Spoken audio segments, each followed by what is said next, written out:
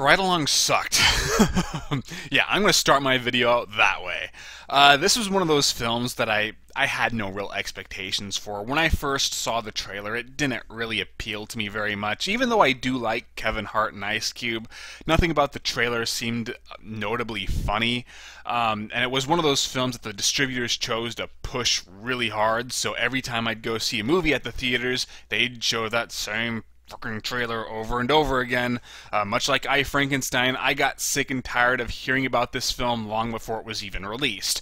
But it wasn't going to be an issue because I had absolutely no plans on seeing it because it was going up against Jack Ryan, and Jack Ryan did catch my interest. And even though Jack Ryan wasn't a spectacular film itself, it wasn't bad enough for me to regret my decision. So, usually when I don't see a movie during its first week when it starts its theatrical run, I won't watch it until it comes out on DVD. Whether it's a film that has a great reputation like Wolf of Wall Street or a film that has a shitty reputation like this. The reason is just that, with so many other movies coming out, I usually try to keep on top of things, so that's just how I am. But then there was this week, and there wasn't really anything coming out this week except something called, Awkward Moment. Nothing about that film really jumped out at me, so I figured I would actually watch American Hustle because I actually really wanted to see that movie. And fortunately, MoviePhone really screwed up and said that it wasn't playing at my theater. So I'm like, God damn it, I'm going to see Ride Along after all because I can never just take a week off of seeing movies in the theaters, apparently. And then when I actually got there and purchased the tickets on the kiosk, it showed American Hustle playing like 45 minutes after Ride Along, which I could have done if I had made plans in advance, but since I had already made plans based around me seeing Ride Along at that specific time, I had to say, no, I'm going to have to watch Ride Along instead of American Hustle. Oh, I probably should have just saw American Hustle. This one was just dumb. Reviewing comedies are difficult because, what can I say other than that it's not funny?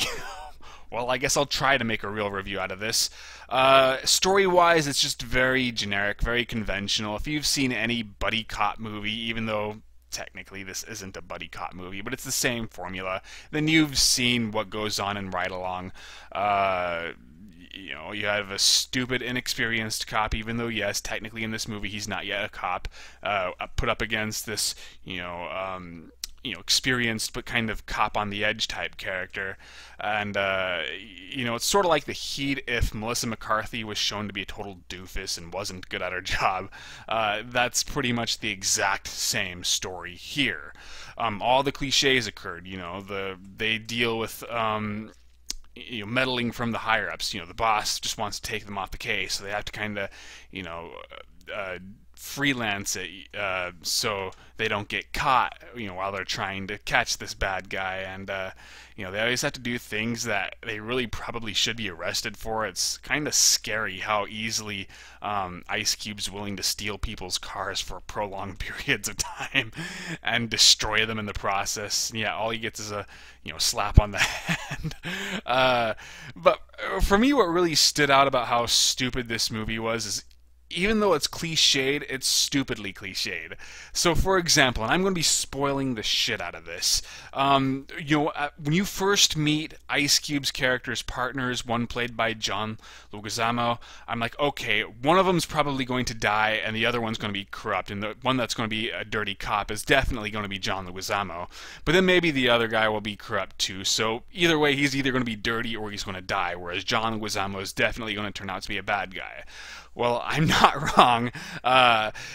So that happens, but what makes that so frustrating is that it should have been incredibly obvious that these guys were dirty because, alright, so in the very beginning they do this operation where they're trying to catch this guy, and out of nowhere the guy who they're trying to trick, they're kind of, Ice Cube's making himself out to be a criminal so he could lure out this real bad guy, and he's talking to a go-between, and then the guy gets an anonymous phone call or it's actually a text message where he's told that they are cops, get out of there. So then there's this big chase, but ultimately they do catch this guy, so presumably they should have had his phone too, and they would immediately know that somebody sold them out. Well, who else was in on it? These three guys and maybe their boss. So that alone should tell you that somebody is corrupt. Yet nobody ever realizes it, and it's even more aggravating because they go through the usual cliches. So the corrupt cop is always saying, no, we should back off, we shouldn't do this. He's always trying to stop the plot from advancing. So it's just too obvious, and yet none of the characters ever notice it.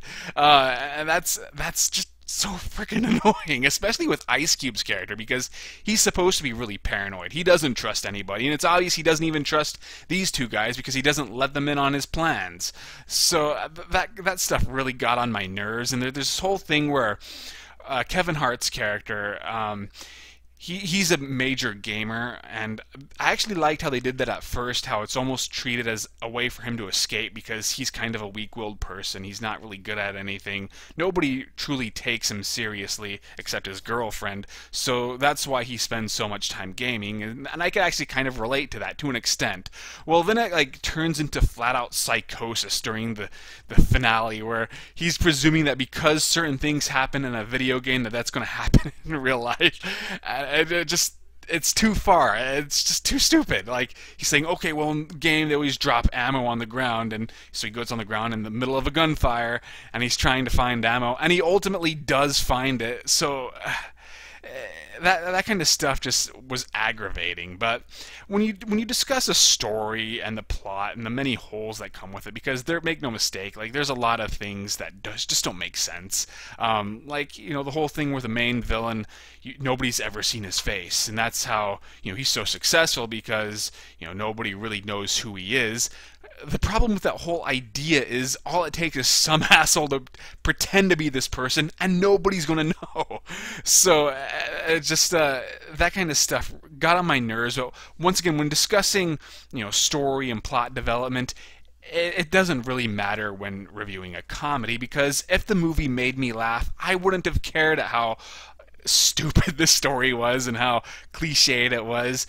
I just want to laugh whenever I watch a comedy. Well, did the film succeed there? Well, obviously not, since I started this video by saying Ride Along sucks. I guess I'll start with Kevin Hart. I'm going to steal something Brad Jones, the cinema snob, said in his Grudge Match review, in that Kevin Hart looked like he was just doing a stand-up routine, and that is really the perfect way to describe his performance. Now, I like Kevin Hart. Whenever I see him in bit roles in films, he's always funny. Whenever I see him in interviews and stuff, he's funny. And I haven't seen too much of his stand-up work, but he does crack me up whenever I do see him do stand-up comedy too. So the man is definitely a talent. But he's treating this role or he's treating the movie as if it is stand-up comedy, which you never ever want to do. That's what killed Chris Rock's career, in my opinion.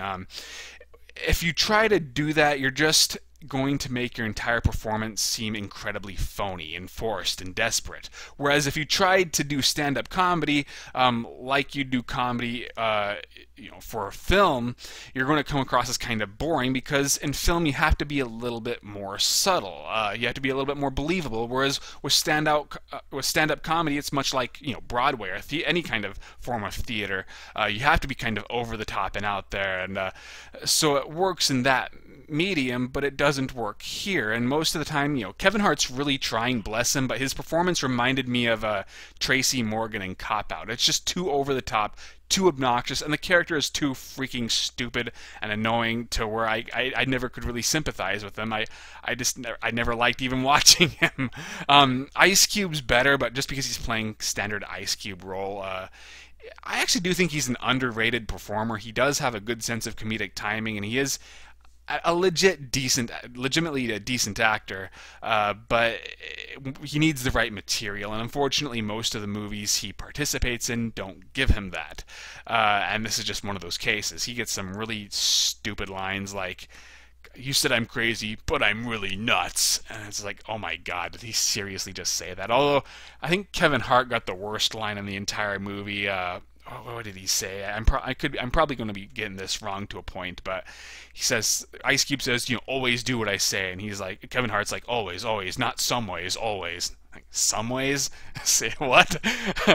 That's not even funny. That's just somebody doesn't really understand how English works. um, so I just did not like this movie. It very rare. It never made me laugh. Occasionally, it made me chuckle, but usually it was just too obnoxious, and I would not recommend it. Best case scenario, if you're really interested, a rental. Unfortunately, if you were interested, you probably have already seen it. And really, I would say that this is not even really worth a rental. It's just a straight up bad comedy that made me wish I was watching, God, The Hangover 3 or The Internship, other comedies I did not like. Although I will say that this was leagues better than Grown Ups 2, my least favorite movie of 2013. That film still gives me headaches when I think about it, whereas this is one of those films that I'm just going to forget immediately after I've reviewed it. In fact, I'm already kind of drawing blanks as to what I should be saying, so the film is already leaving my mind. Thank God. I'm going to end this review right now. So I did not do a written review of this, but I did do written reviews of, well, I, Frankenstein, if you haven't read that one or seen my vlog on that. Man of Tai Chi with Keanu Reeves. That review is actually turning out to be a major hit on my website. After 2-3 days of being released, it's already scored 346 hits. That's a big deal for me, so thanks for all those who contributed. And later on tonight, I plan on releasing a review for Shinobi no Mono 4 Siege, aka the Ninjas 4 Siege, an old samurai-ish type movie. Also, be sure to vote as to what franchise I review during March. Currently, Dragon Ball Z, the animated films, those are winning. But if you don't want me to do those, vote for something else. The other options are Children of the Corn, The Howling, Best of the Best, American Ninja, and maybe some others. I don't remember. But I'm in a little bit of a hurry, as you can tell, so this video is probably a little sloppy. Or if you want that one to win, vote for that too. So that is all I've got to say. Do not watch this piece of shit movie. I'll see you guys later.